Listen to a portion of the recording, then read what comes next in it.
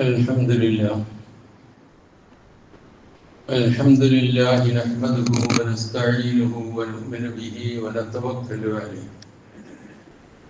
ونعوذ بالله من شرور أنفسنا ومن سيئات أعمالنا من يهده الله فلا مضل له ومن يضلل فلا هادي له وأشهد أن لا إله إلا الله وحده لا شريك له وأشهد أن محمدا عبده ورسوله أرسله بالهدى ودين الحق ليظهره على الدين كله ولو كره المشركون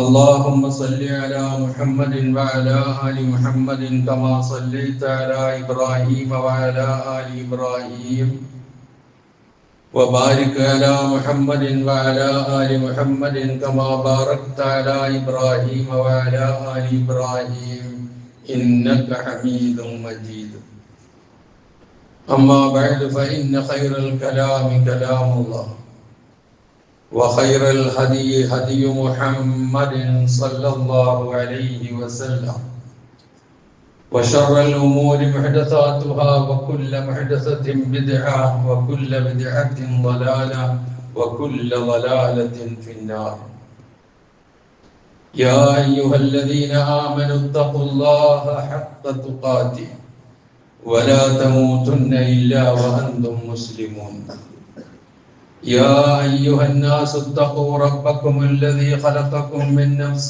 واحدة وخلق منها زوجها وبث منهما رجالا كثيرا ونساء واتقوا الله الذي تساءلون به والأرحام إن الله كان عليكم رقيبا يا أيها الذين آمنوا اتقوا الله وقولوا قولا سديدا يصلح لكم أعمالكم ويغفر لكم ذنوبكم ومن يطع الله ورسوله فقد فاز فوزا عظيما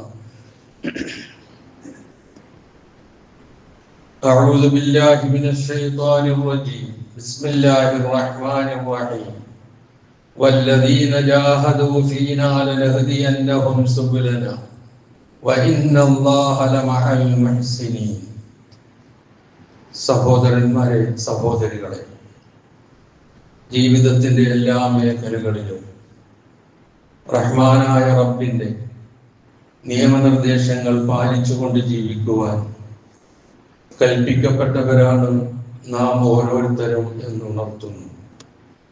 നാം ഏവരെയും അല്ലാഹു സുബ്ഹാനഹു വ തആല മുത്തഖികളും മുവഹ്ഹിദുകളുമായി ജീവിച്ചു മരിക്കുവാൻ അനുഗ്രഹിക്കുമാറാകട്ടെ എന്ന് പ്രാർത്ഥിക്കുകയും ചെയ്യുന്നു. ഒരു വിശ്വാസിയെ സംബന്ധിച്ചിടത്തോളം അവൻ ഏറ്റവും അധികം അവന്റെ നെഞ്ചോട് ചേർത്ത് പിടിക്കുന്ന നാളുകളാണ് പരിശുദ്ധ റമദാൻ. എല്ലാ അർത്ഥത്തിലും അവനെ സംസ്കരിച്ചെടുക്കുകയും നന്നാക്കുകയും നല്ല ഒരു ചിട്ടയും ജീവിത രീതിയും അവന് പഠിപ്പിച്ചു കൊടുക്കുകയും ചെയ്യുന്നു. അവന്റെ ആർത്തിയുടെയും അതുപോലെ തന്നെ മറ്റു നിലയിലുള്ള പൊങ്ങച്ചത്തിന്റെയും ഒക്കെ എല്ലാ അതിരുകളെയും നിയന്ത്രിച്ചുകൊണ്ട് ഒരു നല്ല മനുഷ്യനാക്കി മാറ്റിയെടുക്കുന്ന നാളുകളാണ് റമദാൻ. അതുകൊണ്ട് തന്നെ റമദാനിൽ ജീവിക്കുക എന്നുള്ളത് വളരെ സവിശേഷമായ കാര്യമാണ്. ആ ധന്യമായ നാളുകൾ 15 ദിവസം പിന്നിട്ടു. ഇന്ന് 16ാമത്തെ ദിവസമാണ്. ഇനി ഒരു 4 ദിവസം പിന്നിടുമ്പോൾ റമദാനിലെ ഏറ്റവും ശ്രേഷ്ഠമായ അവസാനത്തെ 10ലേക്ക് നാം കടക്കും ഇൻഷാ അല്ലാഹ്. അത്ര വേഗമാണ് ദിവസങ്ങൾ നീങ്ങിക്കൊണ്ടിരിക്കുന്നത്, പോയിക്കൊണ്ടിരിക്കുന്നത്. മഹാനായ പ്രവാചക തിരുമേനി സല്ലല്ലാഹു അലൈഹി വസല്ലമയുടെ ഒരു മുന്നറിയിപ്പ് ഈ സന്ദർഭത്തിൽ നാം ഓർക്കുന്നത് നന്നായിരിക്കും. അത് നമ്മുടെ ആയുസ്സിനെ കുറിച്ച് ചിന്തിക്കാനും നമ്മുടെ കർമ്മങ്ങളെ കുറിച്ച് ആലോചിക്കുവാനും ഒന്നുകൂടി സ്ഫുടം ചെയ്തെടുക്കപ്പെടുന്നവരായി നമ്മളെ മാറ്റി തീർക്കുവാനും അത് വഴിയൊരുക്കും. പ്രവാചകൻ പറഞ്ഞത് കാലത്തിന്റെ സ്പീഡിനെ കുറിച്ചാണ്, സമയത്തിന്റെ വേഗതയെ കുറിച്ചാണ്. നമ്മൾ തന്നെ സാധാരണ പറയാറുണ്ട്, എത്ര വേഗത്തിലാണ് റമദാൻ വന്ന് പോയിക്കൊണ്ടിരിക്കുന്നത്. ഇനി ഇതിനേക്കാൾ വേഗതയിലായിരിക്കും ബാക്കിയുള്ള ദിവസങ്ങളുടെ പോക്ക്. നബി സല്ലല്ലാഹു അലൈഹി വസല്ലമ ഖിയാമത്ത് നാളിന്റെ അടയാളങ്ങൾ പറഞ്ഞ കൂട്ടത്തിൽ പറഞ്ഞത്, കാലം സമയം വളരെ സ്പീഡിൽ പോകാതെ അടുത്തടുത്ത് വരാതെ ഖിയാമത്ത് നാൾ സംഭവിക്കുകയില്ല എന്നാണ്. എന്നിട്ട് പ്രവാചകൻ പറഞ്ഞത്, ഒരു വർഷം ഒരു മാസം പോലെയും, ഒരു മാസം ഒരാഴ്ച പോലെയും, ഒരാഴ്ച ഒരു ദിവസം പോലെയും, ഒരു ദിവസം ഒരു മണിക്കൂർ പോലെയും, ഒരു മണിക്കൂർ തീ കത്തിപ്പിടിക്കുന്നത് പോലെയുമായിരിക്കും. നമ്മൾ ഗ്യാസ് ലൈറ്റ് അതുപോലെയൊക്കെ ഇങ്ങനെ കത്തിക്കാറില്ല, അപ്പൊ തീ ഒന്ന് ആളും, ആ ആളല് പോലെ ആയിരിക്കും ഒരു മണിക്കൂറിന്റെ അവസ്ഥ. അത്ര വേഗത്തിൽ പോയിക്കൊണ്ടിരിക്കുന്നു. അതുകൊണ്ട് തന്നെ നമ്മിൽ നിന്ന് വേഗത്തിൽ വിട പോയിക്കൊണ്ടിരിക്കുന്ന റമദാൻ നമ്മിൽ എത്രത്തോളം സ്വാധീനം ചെലുത്തിയിട്ടുണ്ട് എന്നുള്ള ഒരു പകുതി കഴിഞ്ഞല്ലോ. അപ്പൊ ഞാൻ എന്തൊക്കെ ചെയ്തിട്ടുണ്ട്, അല്ലെങ്കിൽ എനിക്ക് എത്രത്തോളം ഇത് നേടാൻ ആർജിച്ചിട്ടുണ്ട് എന്നുള്ള ഒരു ചിന്ത, മുഹാസബത്തുൻ നഫ്സ്, സെൽഫ് ഇവാലുവേഷൻ നല്ലതാണ്. കാരണം പോരായ്മ നികത്താൻ അത് വഴിയൊരുക്കും. നബി സല്ലല്ലാഹു അലൈഹി വസല്ലമ റമദാനിന്റെ ശ്രേഷ്ഠതയും നോമ്പിന്റെ ശ്രേഷ്ഠതയും കുറിച്ച് പറഞ്ഞ ഒറ്റ വചനം മാത്രം അതുമായി ബന്ധപ്പെടുത്തി ഓർമ്മിപ്പിക്കാം. പ്രവാചകൻ പറഞ്ഞു, മനുഷ്യൻ ചെയ്യുന്ന എല്ലാ നന്മകളും 10 മുതൽ 700 ഇരട്ടി വരെ നന്മ ലഭിക്കും, നോമ്പ് ഒഴികെ. ഞാനാണ് നോമ്പിന്റെ പ്രതിഫലം നൽകുക, അള്ളാഹു പറഞ്ഞതായി പ്രവാചകൻ പറയുന്നു. എന്താണ് കാരണം? ഭക്ഷണം ഒഴിവാക്കുന്നത് ഞാൻ കാരണമാണ്, എനിക്ക് വേണ്ടിയിട്ടാണ്. പാനീയം വേണ്ടെന്ന് വെക്കുന്നത് ഞാൻ കാരണമാണ്, ഞാൻ നിമിത്തമാണ്, എനിക്ക് വേണ്ടിയാണ്. അവന്റെ ശാരീരികമായ ഇച്ഛകളും ആഗ്രഹങ്ങളും അവൻ നിയന്ത്രിച്ചു നിർത്തുന്നത് ഞാൻ കാരണമാണ്, അതുകൊണ്ട് അത് എനിക്കുള്ളതാണ്. ഞാനാണ് അതിന്റെ പ്രതിഫലം നൽകുക. എല്ലാ സൽക്കർമ്മങ്ങൾക്കും പ്രതിഫലം നൽകുന്നത് അല്ലാഹു ആണ് എന്ന കാര്യത്തിൽ വിശ്വാസി സമൂഹത്തിന് യാതൊരു അഭിപ്രായ വ്യത്യാസവുമില്ല. പക്ഷേ നമസ്കാരത്തെ കുറിച്ച് പറയാത്ത, ഹജ്ജിനെ കുറിച്ച് പറയാത്ത, സക്കാത്തിനെ കുറിച്ച് പറയാത്ത, നാം ദൈനംദിനം ചെയ്തുകൊണ്ടിരിക്കുന്ന ഒരുപാട് നല്ല കർമ്മങ്ങളുണ്ട്, അതിനെ കുറിച്ചൊന്നും പറയാത്ത ഒരു വിശേഷണം നോമ്പിനെ കുറിച്ച് പറഞ്ഞിട്ടുണ്ട് എങ്കിൽ അത് നോമ്പിന്റെ ശ്രേഷ്ഠതയാണ്. അപ്പൊ എന്നെ കുറിച്ച് അള്ളാഹു പറയുമോ, അവന്റെ നോമ്പ് എനിക്കുള്ളതാണ്, ഞാനാണ് അതിന്റെ പ്രതിഫലം നൽകുക. നാം ഓരോരുത്തരും നമ്മുടെ നോമ്പിനെ കുറിച്ച് അങ്ങനെ ചിന്തിച്ചു നോക്കുക.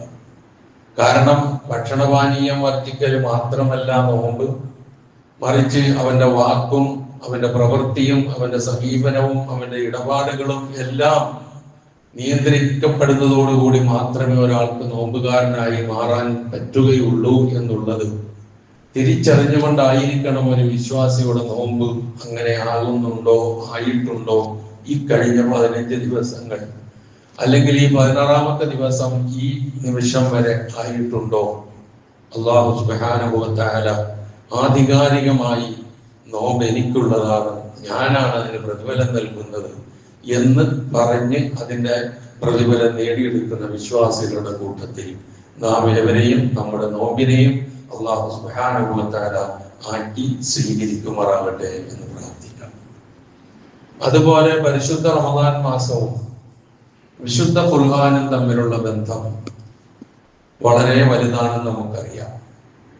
അവിടെയും നബി സല്ലല്ലാഹു അലൈഹി വസല്ലം പറഞ്ഞ ഒരു വചനമുണ്ട്, ഖിയാമത്ത് നാളിൽ നോമ്പും ഖുർആനും അള്ളാഹുവിന്റെ അടുക്കൽ ശുപാർശക്കാരായി വരും.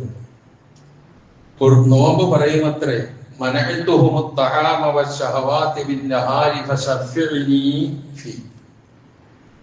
നോമ്പ് അള്ളാഹുവിനോട് ശുപാർശ ചെയ്യുകയാണ്, എന്നെ കുറിച്ച്, നിങ്ങളെ കുറിച്ച്, നോമ്പ് അനുഷ്ഠിച്ച ഓരോരുത്തരെ കുറിച്ചും.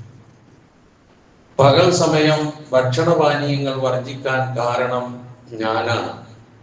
അവൻ ഭക്ഷണപാനീയം വർദ്ധിച്ചിട്ടുണ്ട്, നോമ്പ് പിടിച്ചിട്ടുണ്ട്, ഞാൻ അതിന് സാക്ഷിയാണ്. അതുകൊണ്ട് നീ എന്റെ ശുപാർശ സ്വീകരിച്ചാൽ.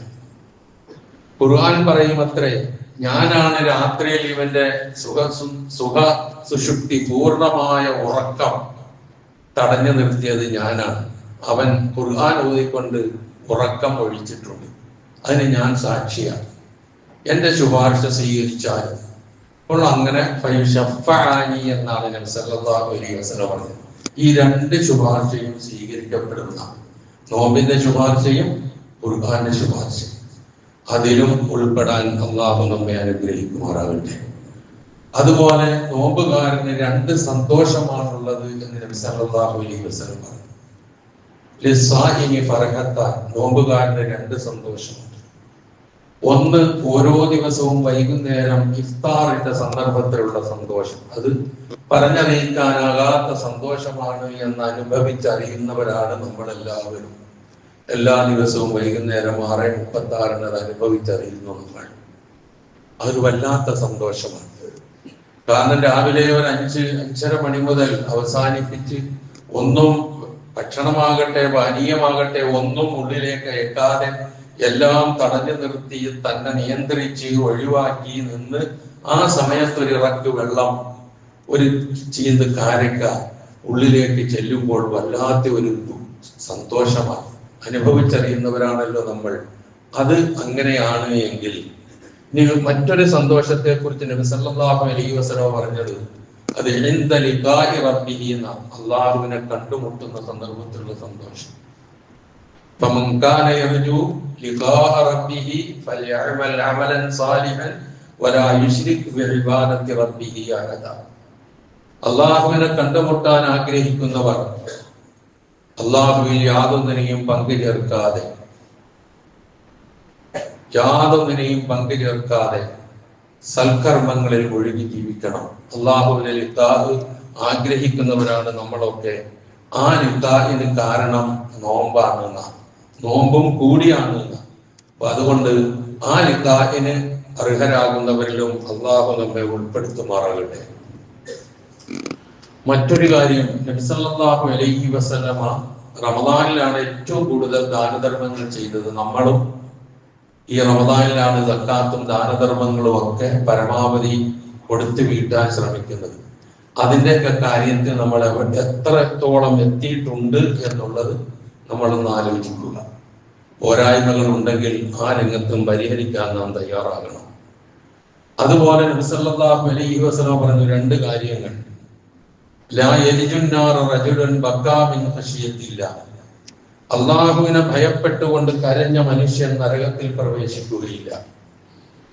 വദുഖാനു ജഹന്നം വലാ യൽതമിഉ ഗുബാറുൻ ഫീ സബീലില്ലാഹി വദുഖാനു ജഹന്നം, അല്ലാഹുവിന്റെ മാർഗത്തിൽ അധ്വാനിച്ചതിന്റെ പേരിൽ ശരീരത്ത് പുരണ്ട പൊടിയും നരകത്തിലെ പുകയും ഒരിക്കലും യോജിക്കുകയില്ല എന്ന് നബി സല്ലല്ലാഹു അലൈഹി വസല്ലം പറഞ്ഞു.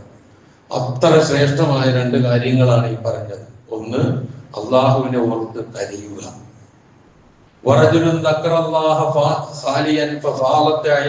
എന്ന് അള്ളാഹുവിന്റെ തണൽ ലഭിക്കുന്ന 7 വിഭാഗത്തെ പറഞ്ഞ കൂട്ടത്തിൽ പറഞ്ഞത് നാം ഓർക്കുക.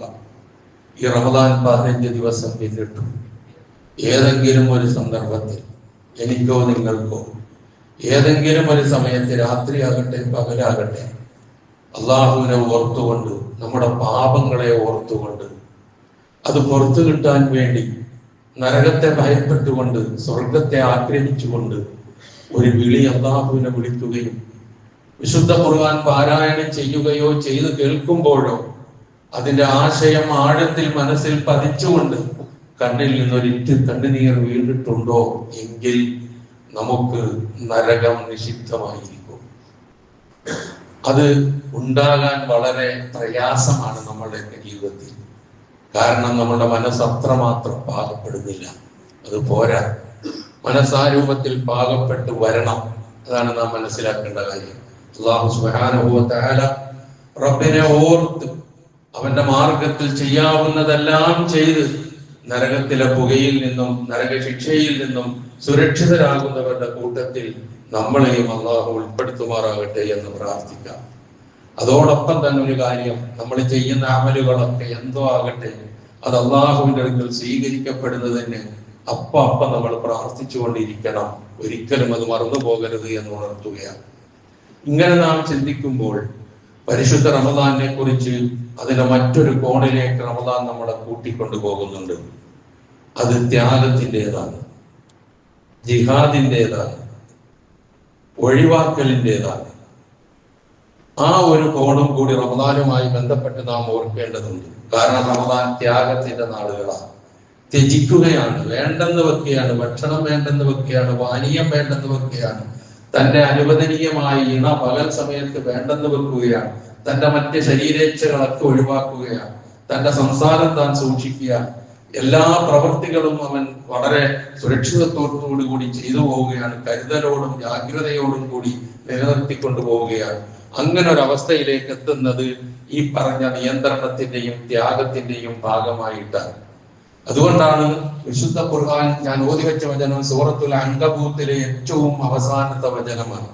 വല്ലദീന ജാഹദൂ ഫീന ലനഹദിയന്നഹും സുബുലനാ വഇന്നല്ലാഹ ലമഅൽ മുഹ്സിനീൻ.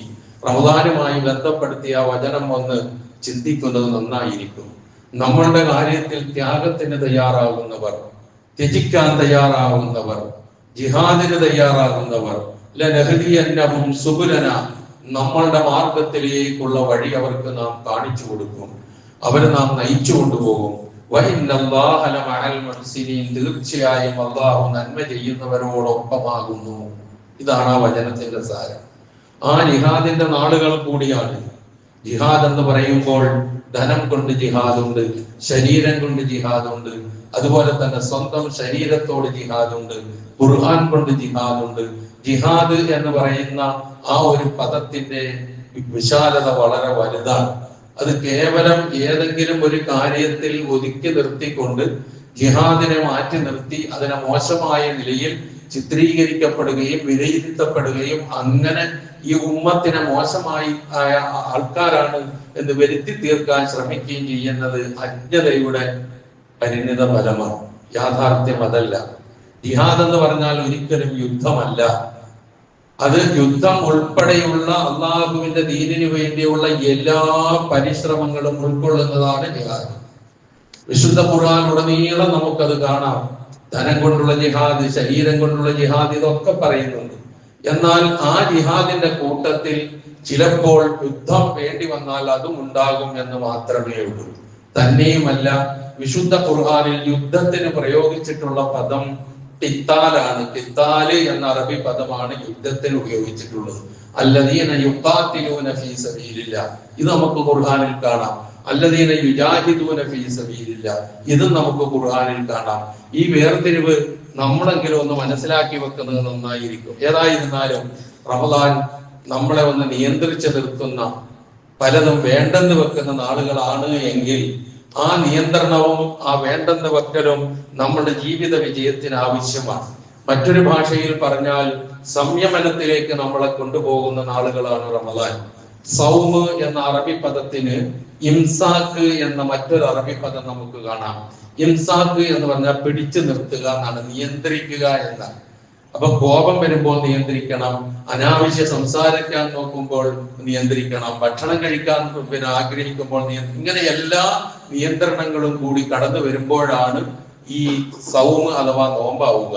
അത് തന്നെയാണ് അതിന്റെ മറ്റൊരു ഭാഗമായി വരുന്ന ക്ഷമ എന്ന് പറയുന്നത്. ക്ഷമയില്ലെങ്കിൽ നോമ്പ് പിടിക്കാൻ കഴിയില്ല. ക്ഷമയില്ലെങ്കിൽ നമുക്കൊന്നിനെയും അതിജയിക്കാനും കഴിയില്ല. ആ രൂപത്തിൽ നമ്മളെ പാകപ്പെടുത്തുകയാണ് റമദാൻ ചെയ്യുന്നത് എന്ന തിരിച്ചറിവ് കൂടി ഉണ്ടാവുക. കാരണം ഇന്നമായി ക്ഷമിക്കുന്നവർക്ക് കയ്യും കണക്കുമില്ലാത്ത പ്രതിഫലമാണ് അല്ലാഹു കൊടുക്കുന്നത് എന്ന ഈ റമദാനൊക്കെ, ഈ നോമ്പിനൊക്കെ ഇത്രമാത്രം പ്രതിഫലം നമുക്ക് ഓഫർ ചെയ്യപ്പെട്ടതും ഈ ക്ഷമയാണ് അതിന് ഏറ്റവും വലിയ കാരണം എന്ന് നാം തിരിച്ചറിയുക. അതുപോലെ തന്നെ നമ്മുടെ ജീവിതത്തിൽ കയറ്റവും ഇറക്കവും, ജയവും പരാജയവും, സന്തോഷവും സന്താപവും ഒക്കെ നമ്മുടെ ജീവിതത്തിൽ ഇങ്ങനെ ഉണ്ടായിക്കൊണ്ടിരിക്കും. അപ്പൊ ആ നിലയിൽ വരുമ്പോൾ എന്തെങ്കിലും ജീവിതത്തിൽ ഒരു പ്രശ്നം ഉണ്ടാകുമ്പോഴേക്കും എല്ലാം കഴിഞ്ഞു, ഇനി ഒന്നുമില്ല എന്ന് വിചാരിച്ച് ഇനി ജീവിതം തന്നെ വേണ്ട എന്ന് ചിന്തിക്കുന്ന ദയനീയമായ അവസ്ഥയിലേക്ക് ചെന്നുപെടാൻ കാരണം ഈ പറഞ്ഞ ജിഹാദി മനോഭാവം, യുദ്ധം ചെയ്യലല്ലോ, തന്നെ നിയന്ത്രിച്ചു നിർത്തുന്ന മനോഭാവം, ത്യജിക്കുന്ന മനോഭാവം, തന്നെ സംയമനത്തിന്റെ പാതയിലൂടെ കൊണ്ടുപോകുന്ന, ഒന്ന് ചിന്തിപ്പിക്കുന്ന അവസ്ഥയിലേക്ക് നയിക്കുന്ന രൂപമൊന്നും ഇല്ലാതെ വരുമ്പോഴാണ് ഇതുപോലുള്ള ചിന്തകളിലേക്ക് എത്തുക. അപ്പൊ നാം തിരിച്ചറിയേണ്ടത്, ജീവിതത്തിൽ ഏത് കഷ്ടപ്പാടുണ്ടെങ്കിലും അത് കഴിഞ്ഞാൽ ഒരു വിജയമുണ്ടാകും. ഖുർആൻ പറഞ്ഞത് ഇന്ന മഅൽ ഉസ്രി യുസ്റ എന്നാണ്. ഇന്ന മഅൽ ഉസ്രി യുസ്റ എന്ന് 2 പ്രാവശ്യം ആവർത്തിച്ച് പറഞ്ഞിട്ടുണ്ട്. ഏത് നിരാശയ്ക്ക് ശേഷം ഒരു പ്രതീക്ഷയുണ്ട്.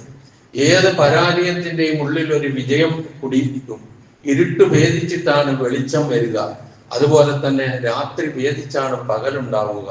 ഇതൊക്കെ ദൈനംദിനം നമ്മൾ കാണുകയും കേൾക്കുകയും ചെയ്യുന്നുണ്ടെങ്കിൽ ജീവിതത്തിൽ സംഭവിക്കുന്ന ഓരോ ഇഷ്യൂസ് വരുമ്പോഴേക്കും പിന്നെ ഒരിക്കലും ഖിന്നരാവുകയോ നിരാശരാവുകയോ ചെയ്യേണ്ടതില്ല. ഇന്നല്ലെങ്കിൽ നാളെ ഒരു വിജയം നമ്മളെ കാത്തിരിക്കുന്നുണ്ട് എന്നുള്ള ഏറ്റവും വലിയ ഒരു സന്ദേശം കൂടി ഇതിലൂടെ നാം മനസ്സിലാക്കേണ്ടതുണ്ട്. അവിടെയാണ് ഈ റമദാൻ മാസത്തിൽ നടന്ന ബദർ യുദ്ധവുമായി ബന്ധപ്പെട്ടുള്ള കാര്യങ്ങളിലേക്ക് നമ്മുടെ ചിന്ത പോകേണ്ടത്. നമുക്കറിയാം, പ്രവാചകൻ തിരുമേനി സല്ലല്ലാഹു അലൈഹി വസല്ലമ 13 വർഷക്കാലം മക്കയിൽ എല്ലാം സഹിച്ചാണ് ജീവിച്ചത്. ക്ഷമയുടെ അങ്ങേ അറ്റത്തിലെത്തിയാണ് പ്രവാചകനും അനുയായികളും ജീവിച്ചത്. അവസാനം അവിടെ ജീവിക്കാൻ അനുവാദം നൽകാതെ അവകാശം നിഷേധിച്ചപ്പോൾ അവിടെ നിന്ന് മദീനയിലേക്ക്, യഥരിബിലേക്ക് ഹിജ്റ പോകുന്നു. അവിടെ ചെന്ന് അവിടെ ജീവിക്കാൻ, അവരോടൊപ്പം സഹകരിച്ചു പോകാൻ, സഹായിക്കാൻ തയ്യാറായവരോടൊപ്പം ഇടകലർന്ന് ജീവിച്ച് സമാധാനത്തോടെ പോകാം എന്ന് തീരുമാനിച്ചപ്പോൾ, എന്ന് വിചാരിച്ച് ജീവിക്കുമ്പോൾ അവിടെയും സ്വസ്ഥതയും സ്വൈര്യവും കൊടുക്കാതെ വന്നപ്പോഴാണ് അല്ലാഹു സുബ്ഹാനഹു വ തആല പ്രതിരോധത്തിന് അഥവാ തിരിച്ചടിക്കുവാൻ അനുവാദം നൽകിയത്. 13 വർഷക്കാലം അതിനെക്കുറിച്ച് ചിന്തിക്കാൻ പറഞ്ഞില്ല. അതേസമയം 15 വർഷം പിന്നിട്ടു നുബുവത്ത് കിട്ടിയതിന് ശേഷം. അതിനുശേഷം മാത്രമാണ് ഒരു തിരിച്ചടിക്ക് അനുവാദം നൽകുന്നത്. അങ്ങനെ തിരിച്ചടിക്ക് അനുവാദം നൽകപ്പെട്ട, അത് ഞാൻ ഈ പറഞ്ഞതാണ് കാരണം, യുദ്ധത്തിന് വേണ്ടി ഒരു യുദ്ധമെന്നോ എല്ലാത്തിനെയും നശിപ്പിക്കാൻ വേണ്ടി ഒരു യുദ്ധമെന്നോ ഉള്ള നിലയിലല്ല ബദർ യുദ്ധത്തെ നാം കാണേണ്ടത്. നമ്മൾ സാധാരണ പറയാറുണ്ട്, യുദ്ധമില്ലാത്ത ലോകം നമുക്ക് സങ്കല്പിക്കാം, സ്വപ്നം കാണാം. പക്ഷേ മനുഷ്യന്റെ ജീവിതത്തിൽ, മനുഷ്യ ജീവിത ചരിത്രത്തിൽ നാം പരിശോധിച്ച് നോക്കിയാൽ മനുഷ്യന്റെ ജീവിതത്തോടൊപ്പം തന്നെ, ആ ചരിത്രത്തോടൊപ്പം തന്നെ യുദ്ധങ്ങളുടെ ചരിത്രങ്ങളും എഴുതി ചേർത്തിട്ടുണ്ട് എന്നുള്ളത് ഒരു വസ്തുതയാണ്. ആ വസ്തുതയ്ക്ക് നേരെ കണ്ണടച്ചിട്ട് കാര്യമില്ല. പക്ഷേ അതിന്റെ കാരണങ്ങൾ എന്താണ് എന്നുള്ളത് ആപേക്ഷികമാണ്. ഓരോന്നുമായി ബന്ധപ്പെട്ട് ചിന്തിക്കുമ്പോൾ മാത്രമാണ് നമുക്കത് മനസ്സിലാക്കാൻ കഴിയുക. ഒരിക്കലും ബദർ യുദ്ധം എന്ന് പറയുന്ന റസൂൽ ഉണ്ടാക്കിയ ഒരു യുദ്ധമല്ല. റസൂൽ സല്ലല്ലാഹു അലൈഹി വസല്ലമ തന്റെ ജീവിതത്തിൽ എപ്പോഴും സംഘർഷങ്ങളിൽ നിന്നും സംഘട്ടനങ്ങളിൽ നിന്നും അകന്നു നിന്ന് സംയമനത്തിന്റെയും ശാന്തിയുടെയും സഹിഷ്ണുതയുടെയും മാർഗം സ്വീകരിക്കാനാണ് എപ്പോഴും ശ്രമിച്ചിട്ടുള്ളത്. നമ്മളൊന്ന് ആലോചിച്ച് നോക്കുക, ഒരു സ്ഥലത്ത് നമ്മൾ ജീവിക്കുന്നു, അവിടെ നമുക്ക് സ്വൈര്യം തരുന്നില്ല. മറ്റൊരു സ്ഥലത്തേക്ക് നമ്മൾ പോകുന്നു, അവിടെ സ്വസ്ഥമായി ജീവിക്കാൻ കഴിയുമ്പോൾ അവിടെയും സ്വൈര്യം തരൂല എന്ന് വരുമ്പോൾ സ്വാഭാവികമായും മനുഷ്യ സഹജമായും ഉണ്ടാകാവുന്ന ഒരു തിരിച്ചടി, ആ തിരിച്ചടിക്ക് അല്ലാഹു അനുവാദം കൊടുത്തതാണ് ഹിജ്റ 2-ാം വർഷം റമദാൻ 17 നടന്ന ബദർ യുദ്ധം. ബദർ യുദ്ധത്തിൽ ഒരുപാട് പാഠങ്ങൾ നമുക്ക് ഉൾക്കൊള്ളാനുണ്ട്. യുദ്ധ ചരിത്രത്തിലേക്കൊന്നും ഞാൻ കടന്നു പോകുന്നില്ല. ഇന്നും യുദ്ധങ്ങളുടെ ഇടയിലാണ് ഞാൻ നിങ്ങൾ ജീവിച്ചു കൊണ്ടിരിക്കുന്നത്. വലിയൊരു യുദ്ധം കൊടുമ്പിരിക്കൊണ്ടിരിക്കുന്ന സന്ദർഭത്തിലാണ് ഞാൻ ഇവിടെ നിന്ന് സംസാരിക്കുന്നത്, നിങ്ങൾ ഇവിടെ നിന്ന് കേൾക്കുന്നത്. അതിന്റെ പശ്ചാത്തലങ്ങളും കാര്യങ്ങളും ഒക്കെ നമുക്കറിയാൻ കഴിയും. എന്നാൽ അങ്ങനെയുള്ള യുദ്ധങ്ങളുടെ കൂട്ടത്തിൽ ഒരിക്കലും ബദർ യുദ്ധത്തിന്റെ പേര് എഴുതി ചേർക്കാൻ കഴിയില്ല. ബദർ യുദ്ധത്തിന്റെ കാരണങ്ങളും ബദർ യുദ്ധവുമായി ബന്ധപ്പെട്ട കാരണങ്ങളും ഒക്കെ നാം പരിശോധിച്ച് നോക്കിയാൽ അത് കൃത്യമായി നമുക്ക് മനസ്സിലാക്കാൻ കഴിയും. അങ്ങനെ വിശദീകരിച്ച് പറയാവുന്ന ഒരു സമയമല്ല, ഒട്ടു നേരവുമില്ല. ഇത്രയേ ഉള്ളൂ. അതിന്റെ ഒരു ജനതയുടെ നിലനിൽപ്പ് ആദർശ സംരക്ഷണവുമായി ബന്ധപ്പെട്ട ചെറുത്തുനിൽപ്പിന്റെ പ്രതിരോധ വീര്യമാണ് ബദർ. വളരെ ചുരുങ്ങിയ വാചകങ്ങൾ പറഞ്ഞാൽ അതാണ്, അത്രയേ ഉള്ളൂ. നിലനിൽപ്പിന് വേണ്ടിയുള്ള, ചെറുത്തുനിൽപ്പിന് വേണ്ടിയുള്ള ഒരു പോരാട്ടം, അത്രയേ ഉള്ളൂ. സ്വന്തം നാട്ടിൽ ജീവിക്കാൻ അനുവദിക്കാതെ മറ്റൊരു നാട്ടിൽ പോകുന്നു, അവിടെയും അനുവദിക്കുന്നില്ല. ഞാൻ നേരത്തെ പറഞ്ഞതുപോലെ അതിന് അള്ളാഹു അനുവാദം കൊടുത്തപ്പോഴല്ലാതെ അള്ളാഹുവിന്റെ റസൂൽ അതിനെ കുറിച്ച് ചിന്തിച്ചിട്ടില്ല. സൂറത്തുൽ ഹജ്ജിലെ 39-40 വചനങ്ങളാണ് അതിന് അനുവാദം കൊടുത്തത്.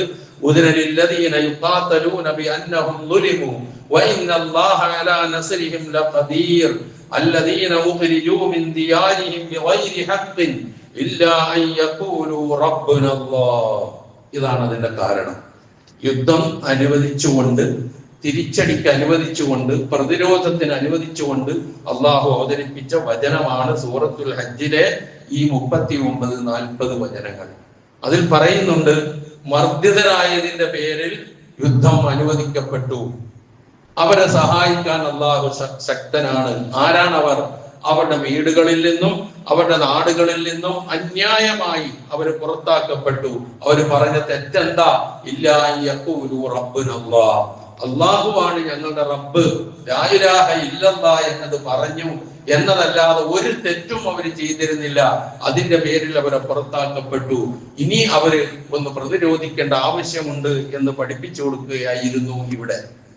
ഞാൻ നേരത്തെ സൂചിപ്പിച്ചതുപോലെ പലപ്പോഴും യുദ്ധത്തിന്റെ കാരണങ്ങൾ ചികഞ്ഞു നോക്കുമ്പോൾ ലോകത്തൊരുപാട് യുദ്ധങ്ങൾ, 1-ാം ലോകമഹായുദ്ധം, 2-ാം ലോകമഹായുദ്ധം, ഇങ്ങനെ യുദ്ധങ്ങളുടെ കണക്ക് ഒരുപാടുണ്ട് നമ്മുടെ അതാ ഞാൻ പറഞ്ഞത്, ഒരിക്കലും യുദ്ധമില്ലാത്ത ഒരു ലോകം എന്നുള്ളത് വെറും സങ്കല്പവും സ്വപ്നവുമാണ്. ഉണ്ടാകാതിരിക്കണമെന്ന് നമുക്ക് ആഗ്രഹമുണ്ട്, പ്രാർത്ഥിക്കുന്നുണ്ട്, ഇതൊക്കെ ആവശ്യമാണ്. പക്ഷെ അതിങ്ങനെ ഉണ്ടായിക്കൊണ്ടേയിരിക്കുകയാണ്. അപ്പൊ ആ നിലയിൽ വരുമ്പോൾ ഇവിടെ നാം പരിശോധിച്ച് നോക്കുമ്പോൾ സാധാരണയായി അധികാരമോഹമാണ് യുദ്ധങ്ങളുടെ പിന്നിലുള്ള മെയിൻ കാരണം. മറ്റൊന്ന് സാമ്പത്തികമായ താല്പര്യമാണ്. മൂന്നാമത്തതൊന്ന് വെട്ടിപ്പിടുത്തമാണ്. ഈ 3 കാരണങ്ങളാണ് സാധാരണയായി ലോകത്ത് നടന്നിട്ടുള്ള യുദ്ധങ്ങൾ, ഇന്ന് നടന്നുകൊണ്ടിരിക്കുന്ന യുദ്ധത്തിനും ഒക്കെ നമുക്ക് കാണാൻ കഴിയുന്ന കാര്യം അത് തന്നെയാണ്. എന്നാൽ അള്ളാഹു യുദ്ധം അനുവദിച്ചത് ജീവിക്കാനുള്ള മനുഷ്യന്റെ ന്യായമായ അവകാശത്തിന് വേണ്ടി മാത്രമാണ്. ഇതാണ് ഖുർആൻ അതിനെക്കുറിച്ച് പറഞ്ഞു തരുന്നത്. അതുപോലെ സത്യത്തിന്റെ നിലനിൽപ്പിന് വേണ്ടിയാ, അസത്യത്തിന്റെ ഇല്ലായ്മയ്ക്ക് വേണ്ടിയാ. ഖുർആൻ പറയുന്നുണ്ട്,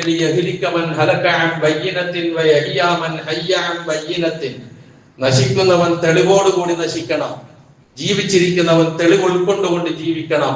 അതിനായിരുന്നു ബദർ എന്ന് വിശുദ്ധ ഖുർആൻ വ്യക്തമാക്കുന്നു. കാരണം ആശങ്കകളുടെയും അതുപോലെ തന്നെ ചിന്തകളില്ലാത്തതിന്റെയും പേരിൽ മോശമായ വിശ്വാസങ്ങളും ആശയങ്ങളും ഉൾക്കൊണ്ടുകൊണ്ട് ജീവിച്ചിരുന്നവരായിരുന്നുവല്ലോ അവർ. അപ്പൊ യുദ്ധം അനുവദിച്ചത് ഇതിനു വേണ്ടിയിട്ടാണെന്നാൽ ഇതാണ് ഖുർആൻ നമുക്ക് പറഞ്ഞു തരുന്ന കാര്യം.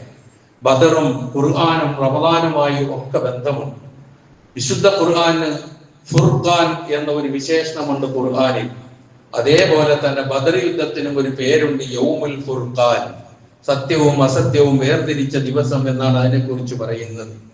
ഇങ്ങനെ ഈ യുദ്ധം നടന്നു. നമുക്കറിയാം 313 പേരും 1000 പേരും തമ്മിലാണ് യുദ്ധം നടന്നത്. ഇതൊക്കെ ചരിത്രവും കഥയാണ്, അതിലേക്കല്ല ഞാൻ പോകുന്നത്. അതിൽ നമുക്ക് ഉൾക്കൊള്ളേണ്ട ചില പാഠങ്ങളുണ്ട്. ആ പാഠം എന്ന് പറഞ്ഞാൽ മറ്റൊന്നുമല്ല, ഒന്ന് ഈമാന്റെ ദാർഢ്യത, വിശ്വാസത്തിന്റെ ദാർഢ്യത. 2 തഖ്വ, സൂക്ഷ്മതയുടെ ആവശ്യകത. 3 സബർ, സംയമനത്തിന്റെയും ക്ഷമയുടെയും ആവശ്യകത. 4 തവക്കുൽ, അള്ളാഹുവിൽ ഭരമേൽപ്പിക്കുന്നതിന്റെ ആവശ്യകത. 5 ശൂറ, കൂടിയാലോചന. ആ കൂടിയാലോചനയുടെ നേതൃത്വത്തിൽ നേതാവിനെ അനുസരിക്കുക എന്നുള്ള ഇത്താഅത്ത്. പിന്നെ അതുപോലെ തന്നെ ഐക്യം, അൽ വഹദ, ഐക്യം. പിന്നെ അള്ളാഹുവിനോട് മാത്രമുള്ള പ്രാർത്ഥനയ്ക്ക് നൽകുന്ന സഹായം. ഇങ്ങനെ ഒരുപാട് തലങ്ങളിലൂടെ കടന്നു പോകുന്നു. ഓരോന്നും വിശദീകരിക്കേണ്ടതാണ്, അതിലേക്ക് ഞാൻ കടന്നു പോകുന്നില്ല. അപ്പൊ ഇവിടെയും നമ്മൾ മനസ്സിലാക്കേണ്ട കാര്യം, നീ നോക്കുക, ഇസ്ലാമിനെ കുറിച്ച് പറയുമ്പോൾ അത് യുദ്ധങ്ങളുടെ മതമാണ് അല്ല. പ്രവാചകനെ കുറിച്ച് പറയുമ്പോൾ യുദ്ധ കൊതിയനാണ്, ഒരിക്കലും അല്ല. ഖുർആൻ എന്ന് പറയുമ്പോൾ യുദ്ധത്തിന് ആഹ്വാനം ചെയ്യുന്ന ഗ്രന്ഥമാണ്, അല്ലേ അല്ല. പിന്നെ ഇതൊക്കെ എവിടുന്ന് വന്നു? ഇങ്ങനെ പ്രചരിപ്പിക്കുകയും ദുഷ്പ്രചരണം നടത്തുകയും ചെയ്യുന്നവർ തന്നെയാണ് ലോകത്തിലെ ഏറ്റവും വലിയ ഭീകരവാദികളും അതുപോലുള്ള ആൾക്കാരുമായി മാറുന്നത്. ഇപ്പൊ നബി സല്ലല്ലാഹു അലൈഹി വസല്ലമയുടെ കാലത്തും ഖുലഫാഉർ റാഷിദുകളുടെ കാലത്തും ഒക്കെ നാം എടുത്തു നോക്കിയാൽ ആ നല്ല കാലഘട്ടം ഉണ്ടല്ലോ, ഖൈറുൽ ഖുറൂനി ഖർനി എന്ന് പറഞ്ഞ ആ നല്ല കാലഘട്ടങ്ങളിൽ നാം എടുത്തു നോക്കിയാൽ നടന്ന യുദ്ധം അത്രയും നീണ്ട വർഷങ്ങളിൽ നടന്ന യുദ്ധം ചിലപ്പോൾ 50 താഴെയോ അല്ലെങ്കിൽ 100 താഴെയോ ആയിരിക്കും, അത്രയും ഉണ്ടാവുള്ളൂ. അത് ചെറിയ ചെറിയ യുദ്ധങ്ങൾ, വലിയ യുദ്ധങ്ങളൊക്കെ ആയിട്ട്. ഇനി ഇതിൽ മരിച്ചു വീണവരുടെ എണ്ണം നാം എടുത്തു നോക്കിയാലോ വളരെ കുറച്ച് മാത്രമാണ്. ഇപ്പൊ നിങ്ങൾ നോക്ക്, ബദർ യുദ്ധത്തിൽ ആകെ 70 മുശ്രിക്കുകളുടെ ഭാഗത്ത് നിന്ന് 70 പേർ കൊല്ലപ്പെട്ടു, മുസ്ലിങ്ങളുടെ ഭാഗത്ത് നിന്ന് 14 പേർ മാത്രമാണ് വധിക്കപ്പെട്ടത്. ഉഹദ് യുദ്ധത്തിൽ മുസ്ലിമീങ്ങളിൽ നിന്ന് 70 പേർ വധിക്കപ്പെട്ടു.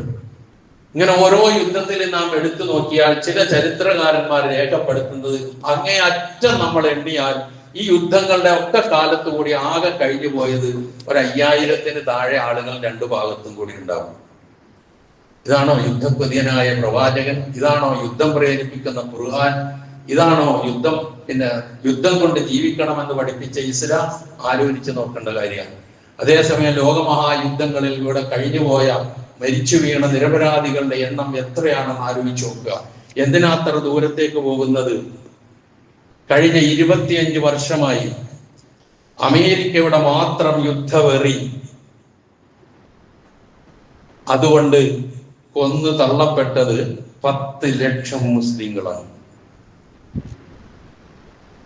എന്ന് പറഞ്ഞാൽ ഒരു ദിവസം ശരാശരി 150 നിരപരാധികളായ മുസ്ലിങ്ങൾ കൊല്ലപ്പെട്ടുകൊണ്ടിരിക്കുന്നു എന്നർത്ഥം. അതിന്റെ ഭാഗമെന്നാണല്ലോ ഇപ്പോഴും നടന്നുകൊണ്ടിരിക്കുന്ന യുദ്ധം. നിരപരാധികളാണല്ലോ കൊല്ലപ്പെടുന്നത്. സ്കൂളുകളിൽ പഠിച്ചുകൊണ്ടിരിക്കുന്ന വിദ്യാർത്ഥികളുടെ നേർക്ക് മിസൈലുകൾ അയച്ചാൽ അവറ്റകൾ മരിക്കും. 100-120-ലധികം പെൺകുട്ടികൾ മരിച്ച് നമ്മൾ വായിച്ചതാ. നിരപരാധികളെ കൊന്നൊടുക്കുക. അപ്പം ഒരു ദിവസം ശരാശരി 150 നിരപരാധികളെ കൊന്നൊടുക്കിക്കൊണ്ടു പോകുന്ന ഈ ഭീകരവാദത്തിന് ഭീകരവാദം എന്ന് നമ്മൾ പേര് പറയില്ല. കാരണം അത് കോട്ടിട്ട ഭീകരവാദമാണ്. അതുകൊണ്ട് നമ്മൾ പറയാറില്ല ഭീകരവാദം എന്ന്. ഇതാണ് അതിനെക്കുറിച്ച് നമ്മൾ മനസ്സിലാക്കേണ്ടത്.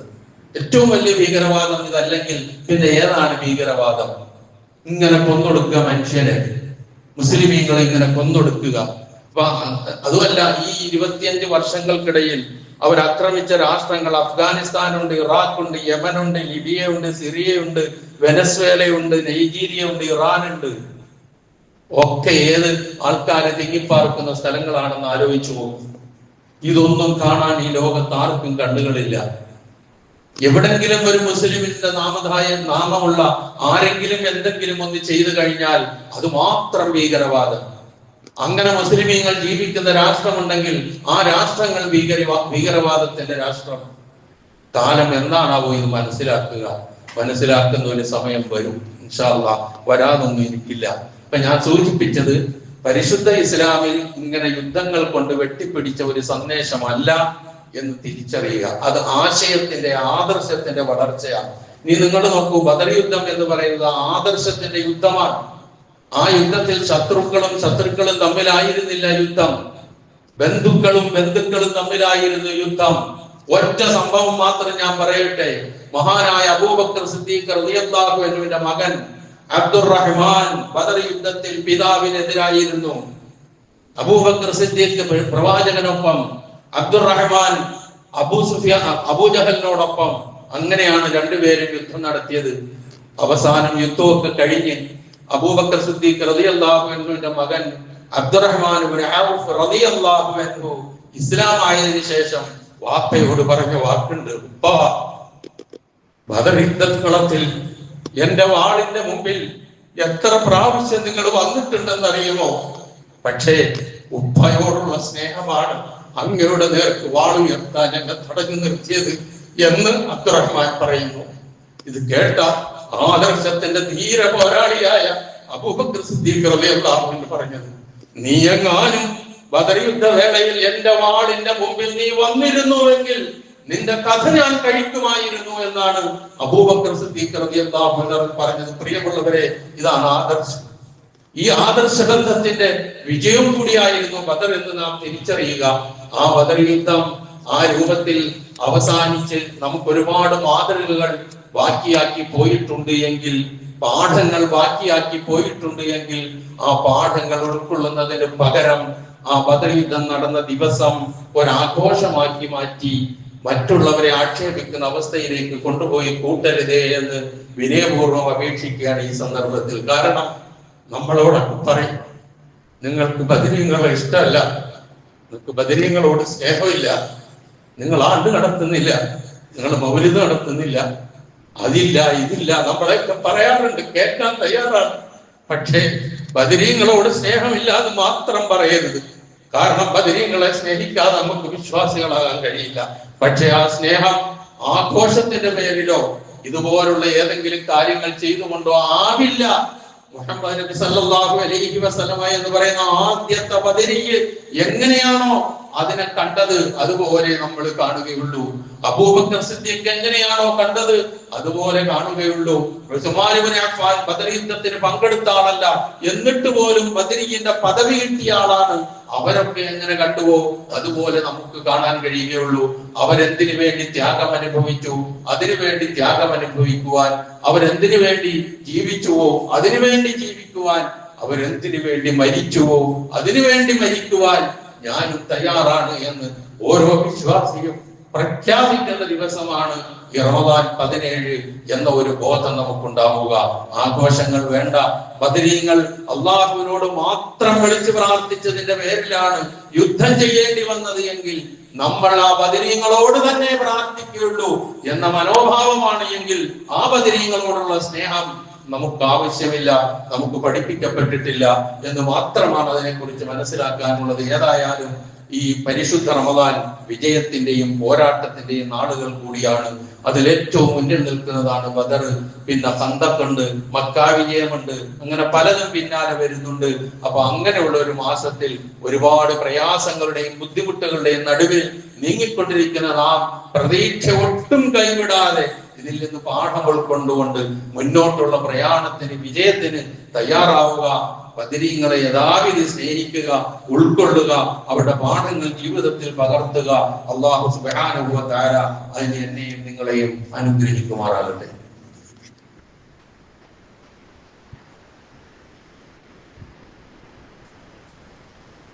അൽഹംദുലില്ലാഹ് അല്ലദീ ഹദാനാ ലിഹാദാ വമാ കുന്നാ ലിനഹ്തദിയ ലൗലാ അൻ ഹദാനല്ലാഹ് വസ്സലാത്തു വസ്സലാമു അലാ അഷ്റഫിൽ അംബിയാഇ വൽ മുർസലീൻ വഅലാ ആലിഹി വസഹ്ബിഹി അജ്മഈൻ അമ്മാ ബഅദ്. ഇത്തഖുല്ലാഹ ഇബാദല്ലാഹ്. ഒരിക്കൽ കൂടി അല്ലാഹുവിന്റെ ആജ്ഞാനുവർത്തികളായി ജീവിക്കുവാൻ ഞാൻ ഉണർത്തുന്നു.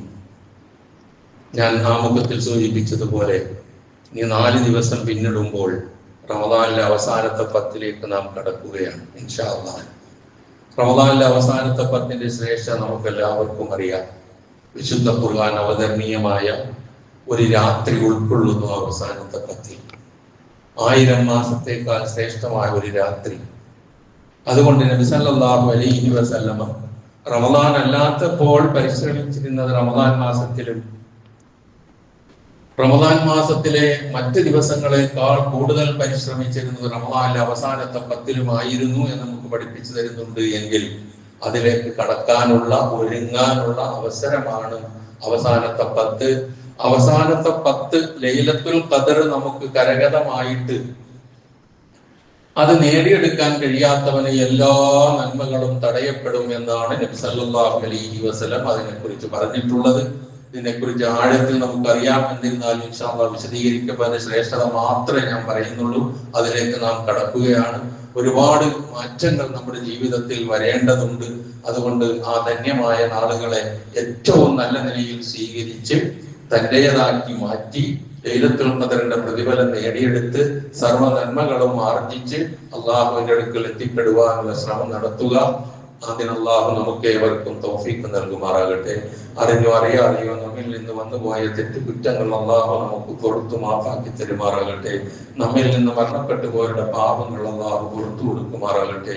അവരെയും നമ്മളെയും അള്ളാഹു ജന്നാത്തുൽ ഫിർദൗസിൽ ഒരുമിച്ച് കൂട്ടുമാറാകട്ടെ. പശ്ചിമേഷ്യയിൽ ഉണ്ടായിരിക്കുന്ന പ്രയാസങ്ങൾ എത്രയും വേഗം നീങ്ങുവാനും ലോകത്തെമ്പാടുമുള്ള മനുഷ്യർക്ക് സമാധാനം പെട്ടെന്ന് ലഭ്യമാകാനും സർവശക്തനായ റബ്ബ് അനുഗ്രഹിക്കുമാറാകട്ടെ. അതിന്റെ കെടുതികൾ കൊണ്ട് വിഷമിക്കുന്നവരുടെ വിഷമങ്ങളെ അല്ലാഹു അകറ്റി കൊടുക്കുമാറാകട്ടെ. എല്ലാവിധത്തിലുള്ള പ്രയാസങ്ങളിൽ നിന്നും നാം എവരെയും അല്ലാഹു കാത്തുരക്ഷിക്കുമാറാകട്ടെ. നമ്മളിൽ നിന്ന് മരണപ്പെട്ടു പോയ എല്ലാവർക്കും അല്ലാഹു പുറത്തു കൊടുക്കുമാറാകട്ടെ.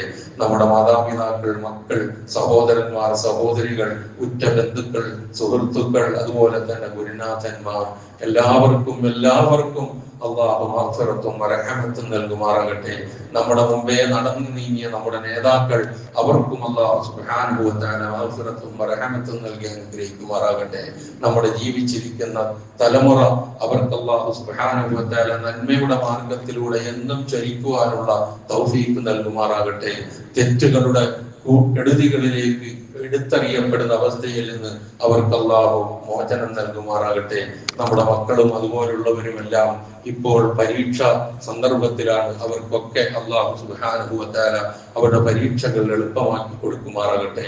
ഉന്നത വിജയം നേടുവാനുള്ള തൗഫീഖ് അല്ലാഹു അവർക്ക് പ്രദാനം ചെയ്തു കൊടുക്കുമാറാകട്ടെ. സർവോപരി ഇസ്ലാമിനും മുസ്ലിം ഉമ്മത്തിനും അല്ലാഹു ഇസ്സത്തിനെ പ്രദാനം ചെയ്യുമാറാകട്ടെ. അല്ലാഹുമ്മ ഗ്ഫിർ ലിൽ മുഅ്മിനീന വൽ മുഅ്മിനാത്ത് വൽ മുസ്ലിമീന വൽ മുസ്ലിമാത്ത് അൽ അഹ്യാഇ മിൻഹും വൽ അംവാത്ത് ഇന്നക മുജീബുദ് ദഅവാതി വ യാ ഖാദിയൽ ഹാജാത്ത്. اللهم اعز الاسلام والمسلمين واذل الشرك والمشركين. اللهم اعز الاسلام والمسلمين واذل الشرك والمشركين. اللهم اعز الاسلام والمسلمين واذل الشرك والمشركين. اللهم انصر جيوش المسلمين. اللهم انصر جيوش المسلمين. اللهم انصر جيوش المسلمين. اللهم دمر اعداءك واعداء دينك يا ارحم الراحمين. اللهم ارحمنا يا ارحم الراحمين. ربنا اغفر لنا ولاخواننا الذين سبقونا بالايمان ولا تجعل في قلوبنا غلا للذين امنوا ربنا انك رؤوف رحيم. ربنا آتنا في الدنيا حسنه وفي الاخره حسنه وقنا عذاب النار.